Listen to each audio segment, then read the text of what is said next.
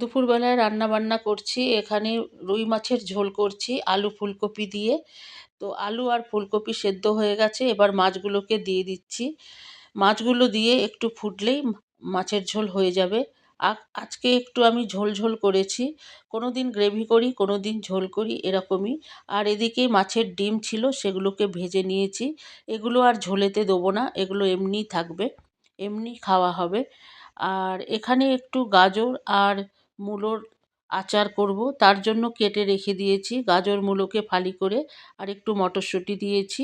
এতে তিলকে ভেজে গুঁড়িয়ে দিতে হবে, আর একটু লেবুর রস দিতে হবে। আর এখানে উচ্ছের চচ্চড়ি করছি সব ধরনের সবজি দিয়ে।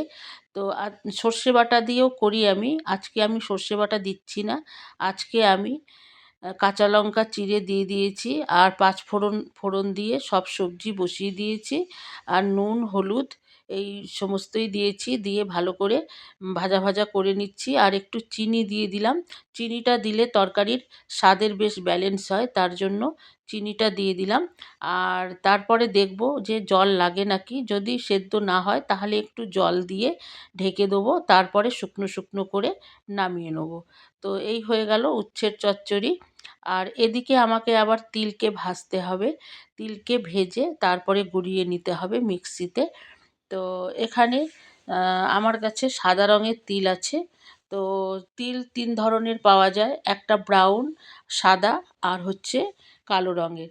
তো সাদা রঙের তিল আছে আমার কাছে। আর এই তিলকেই ভেজে গুঁড়িয়ে আমি দিয়ে দেবো আচারেতে।